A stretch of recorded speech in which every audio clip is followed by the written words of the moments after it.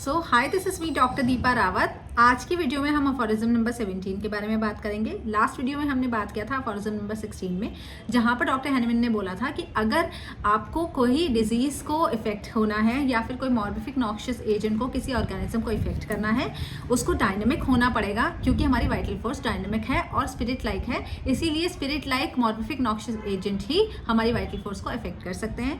दूसरा उन्होंने बोला था कि अगर मेडिसिन को भी डिजीज को ठीक करना है तो भी उसको डायनेमिकली ट्रीट करना पड़ेगा, डायनेमिकली एक्ट करना पड़ेगा, तभी हमारी मेडिसिन भी डिजीज में काम करेंगी, अदरवाइज नहीं करेंगी। So this was a small revision और just about aphorism number 16. So let's begin with reading the aphorism.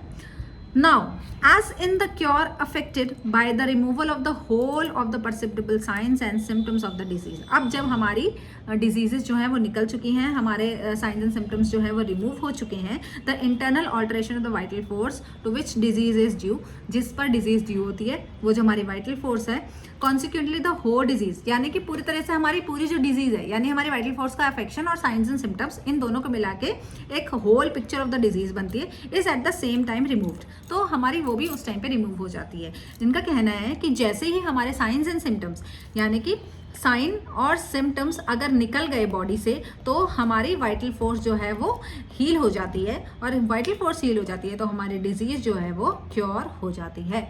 ये सिंपल इस अफोरिज्म में बताया हुआ है कि एट द सेम टाइम वो चीज़ जो है, जैसे हमारा साइंस एंड सिम्टम्स हम ठीक कर देते हैं, वैसे ही हमारी जो है डिजीज़ भी क्योर हो जाती है, हमारी वाइटल फोर्स भी हील हो जाती है एट द सेम टाइम। लेकिन डॉक्टर हैनमन ने इसके कॉन्ट्रास्ट में क्या बोला था कि कॉज और इवेंट दोनों ही अलग अलग टाइम पे होते हैं, यानी कि पहले हमारी वाइटल फोर्स इफेक्ट होती है, उसके बाद वो साइंस एंड सिम्टम्स प्रोड्यूस करती है, तो ये चीज़ें अलग अलग होती हैं। लेकिन जैसे ही हम इसके ऑपोजिट में क्या है, जब क्योर की बात आती है तो दोनों चीज़ें साथ में हो जाती हैं, यानी कि जैसे ही आपका साइंस एंड सिम्टम्स चले गए, आपकी वाइटल फोर्स ठीक हो जाएगी और आपका डिजीज़ क्योर होना शुरू हो जाएगा, क्योर हो जाएगा।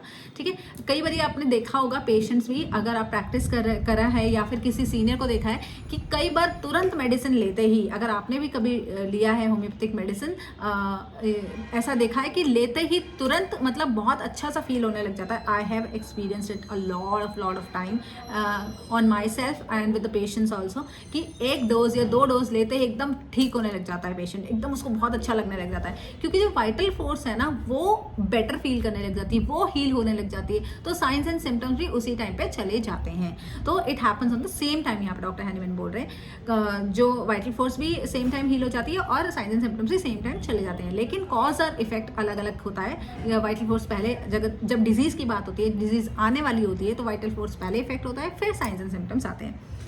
It follows that the physician has only to remove the whole of the symptoms in order. उसको बस यही करना है, फिजिशियन को करना है क्या है, सिर्फ साइंस एंड सिम्टम्स अपने हटा देने हैं। At the same time to be abrogate and annihilate the internal, at the same time वो क्या कर देता है, हमारी जो इंटरनल चेंजेस हैं वो भी एनहिलेट हो जाते हैं। दैट इज टू से the morbid derangement of the vital force, consequently the totality of disease, the disease itself. ठीक है, अब क्या चला गया, टोटालिटी ऑफ डिजीज चली गई, तो उनका कहना है कि डिजीज इटसेल्फ ही गायब हो चुकी है। ठीक है, but when the disease is annihilated, the health is restored, and this is the highest, the sole aim of the physician who knows the true object of his mission, which consists not in learned sounding prating but in giving aid to the sick. उसका काम क्या है, जैसे ही आपने science and symptoms को हटा दिया, disease भी चली गई। अब फिजिशियन का काम क्या है, फिजिशियन का ओनली मिशन तो यही है ना, जो हमारे अफोरिज्म नंबर 1 में बोला गया है कि हमारा मिशन ही यही है।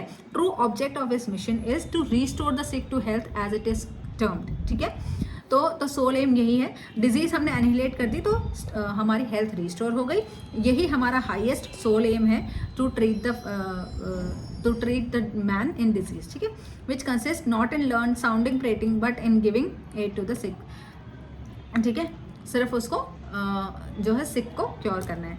So this was aphorism number 17। थोड़ा सा एक्सप्लेनेशन देखना है, तो प्रैक्टिशनर हैज़ टू, थीम है, this is theme of the aphorism, practitioner has to remove the totality of symptoms and he removes the whole disease. यही करना है सिर्फ उसको। ठीक है, this passage highlights the concept of cure cure क्या होता है यहाँ पे ये बताया, which is the elimination of perceptible science and symptoms. Cure में यही है, बस एलिमिनेट कर दो आप, साइंस एंड सिम्टम्स को निकाल दो। जो भी पेशेंट जो भी फील कर रहा है, एबनॉर्मली फील कर रहा है, जो वो पहले फील नहीं करता था, या फिर किसी हेल्थी ह्यूमन बीइंग को वो फील नहीं होना चाहिए, वो अगर वो फील कर रहा है तो वो डिजीज है, उसको कोई भी सिम्टम ऐसा नहीं होना चाहिए जो नॉर्मल ह्यूमन बीइंग को नहीं होता है। तो उसको अगर हमने हटा दिया तो हमने inner disturbance of the vital force को हटा दिया है, होल डिजीज डिस्ट्रॉय हो चुकी है। रोल ऑफ द फिजिशियन यहाँ पे आ जाता है कि eliminate the signs and symptoms which in turn restore the internal balance of the vital force and signifies health. यहाँ से हमें पता चलता है कि पेशेंट अब हमारा हेल्थी है। He should also be remove the signs and symptoms in order to remove simultaneously inner alteration in the morbid disturbance of the vital principle, thereby entirely removing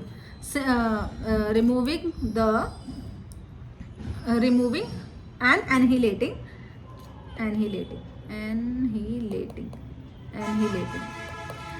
the disease itself. Now when the disease is destroyed, तो क्या बचता है हमारे पास? सिर्फ हमारी health बचती है, और यही फिजिशियन का हाईएस्ट मिशन होना चाहिए, ठीक है, to restoration of the health of the sick person, ठीक है। अब यहाँ पे फुटनोट भी है जो काफ़ी इंपॉर्टेंट फुटनोट है। A warning dream, a superstitious fancy, a solemn prediction that death would occur at the certain day or a certain hour has not infrequently produced all the signs of commencing and increasing disease, of approaching death, and death itself at the hour announced, which could not happen without the simultaneous production of the inward change. अब अगर ये सारा कोई patient जो है बता रहा है आपको कि उसको कोई सुपरस्टिशियस ड्रीम आता है, या वो सुपरस्टिशन में मानने लगा है, या उसने प्रिडिक्ट कर लिया है कि उसका डेथ कब होने वाला है, या उसको लग रहा है कि अब तो मैं मरने ही वाला हूँ, जो भी इस जो मेंटल सिम्टम्स उसको आ रहे हैं, ये भी कैसे, जब तक हमारा इनवर्ड में कुछ चेंज ना हुआ हो ये सिम्टम्स भी नहीं आ सकते। नॉट इवन हमारा जो थॉट भी इधर से उधर नहीं हो सकता है अगर हमारा वाइटल फोर्स इफेक्ट नहीं हुआ है। तो ऐसा नहीं है कि सिर्फ फिजिकल सिम्टम्स ही आते हैं, वाइटल फोर्स के इफेक्शन होने से मेंटल सिम्टम्स भी आते हैं, corresponding to a state of observed internally.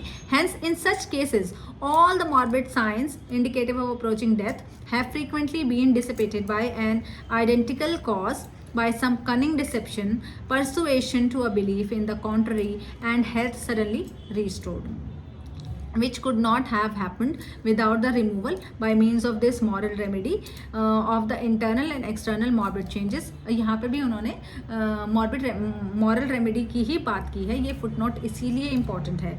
Footnote number 16 में भी हमने बात की थी कि वहाँ पर पहली बार उन्होंने साइकेट्रिक डिजीजेज, साइकोलॉजिकल डिजीजेस की बात की थी कि वो कैसे होती हैं और उनको कैसे ठीक किया जाना चाहिए। और यहाँ पर 17 का फुटनोट, इसमें से क्वेश्चन भी आता है, इसको आप इम्पॉर्टेंट मार्क कर लीजिए, क्योंकि यहाँ पर पहली बार मॉरल रेमेडी के बारे में बात करिए। It is not मॉर्टल, is is moral remedy.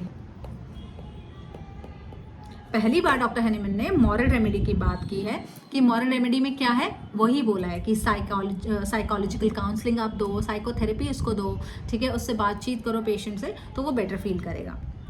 And doctor Hahnemann give a classical example of the effect of powerful expression of our mind, कि हमारा माइंड कितना पावरफुल है, वो क्या क्या इमेजिन कर सकता है, how it is can be counteracted by means of psychological council, और उसको माइंड को हम कैसे शांत कर सकते हैं हमारी साइकोलॉजिकल काउंसलिंग से, साइको एनालिसिस से। He called it a moral remedy. उसी को ही उन्होंने, कुछ मॉरल रेमेडी कुछ अलग नहीं है, साइकोलॉजिकल काउंसलिंग है, इंटरैक्शन है, और जो हमारी साइकोथेरेपी है वही है, जो साइको एनालिसिस है वही है, सिंपल वही है मॉरल रेमेडी, और कुछ नहीं है। यहीं पर उन्होंने इसके बारे में बात करी गई है कि जो हमारे this passage explores the profound impact of psychological factors on physical health. तब फिजिकल हेल्थ पे भी उसका इफेक्ट पड़ता है। जब हम साइकोलॉजिकली इल होते हैं तो हमारी फिजिकल हेल्थ भी डिटोरिएट होती जाती है, particularly in the context of the death, ठीक है। It's this that believes whether rooted in superstition, हमारे जो भी बिलीफ हैं, चाहे वो सच हैं, चाहे वो सिर्फ सुपरस्टिशियस है, प्रोफेसी है, या फिर कोई फियर है हमारा, वो हमारे रियल फिजिकल सिम्टम्स कॉज कर सकता है और डेथ को भी हैसन कर सकता है। यानी कि उसकी डेथ जो 10 साल 15 साल बाद होने वाली थी, वो 5 साल 2 साल 3 साल बाद भी हो सकती है। Conversely, texts also highlight the potential of positive belief and persuasion to reverse these symptoms. अब हमें क्या करना है, पॉजिटिव बिलीफ रखना है ताकि ये सिम्टम रिवर्सिबल हो जाए और हमारी हेल्थ जो है रिस्टोर हो जाए। यहाँ पर ही साइको एनालिसिस का जो है पार्ट वो प्ले होता है।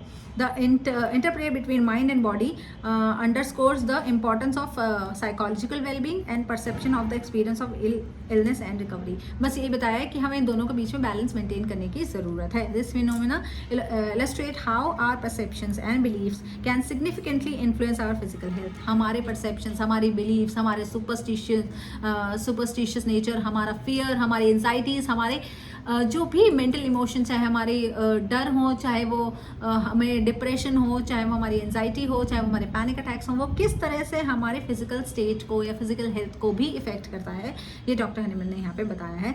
यहाँ पे उन्होंने ही raise the question about the nature of reality and power of the mind, या कितना इफेक्टिव है, कितना पावरफुल है हमारा माइंड. तो this aphorism is very very important. आप उसको स्टार मार्क करके रख लीजिएगा. ये पूछा भी जाता है, खासकर जो AIPGET या फिर जो कॉम्पिटिटिव एग्जाम्स में ना, उनमें काफ़ी पूछा जाता है ये क्वेश्चन. और मॉरल रेमेडी के बारे में 5 मार्क्स का शॉर्ट नोट भी आ सकता है. अब फुटनोट सेकंड में उन्होंने क्या बात करी है, इट इज़ ओनली दस that God the preserver of mankind could reveal his wisdom and goodness in reference to cure of the disease to which man is liable here below. सिर्फ God ही हमें ऐसी पावर दे सकता है कि हम किसी भी डिजीज़ को ठीक कर सकते हैं. बाय शोइंग टू द, अब वो हमें कैसे पावर देते हैं कि फिजिशियन को वो साइंस एंड सिम्टम्स दिखाते हैं. अगर मान लो साइंस एंड सिम्टम्स आते ही नहीं, तो फिजिशियन या किसी को भी कैसे पता चल पाता कि जो हमारा पेशेंट है वो इल है, या उसको ज़रूरत है डॉक्टर की, या उसको ट्रीटमेंट की ज़रूरत है. तो यहाँ पर वो गॉड को कह रहे हैं कि हमें गॉड ने एक ऐसी चीज़ दी है साइंस एंड सिम्टम्स के रूप में, जिसकी वजह से हम डिजीज़ को पहचान सकते हैं.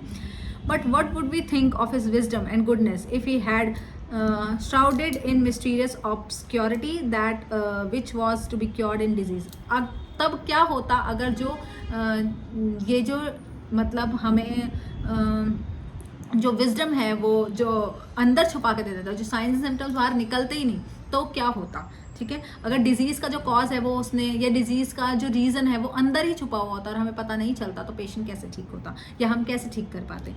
As it asserted by the dominant school of medicine, जो कि रैशनल, जो इरेशनल स्कूल ऑफ मेडिसिन है, यानी कि डोमिनेंट स्कूल है, जो उस टाइम के एलोपैथिक सिस्टम ऑफ मेडिसिन था, वो ऐसे ही बोलते थे ना कि there is something internal in the person और इन द ह्यूमन बीइंग जो उसको डिजीज़ कॉज करता है. जबकि डॉक्टर हनीमैन कह रहे हैं अगर वो अंदर है और वो बाहर नहीं निकल सकता, तो आप उसको कैसे ठीक कर सकते हो.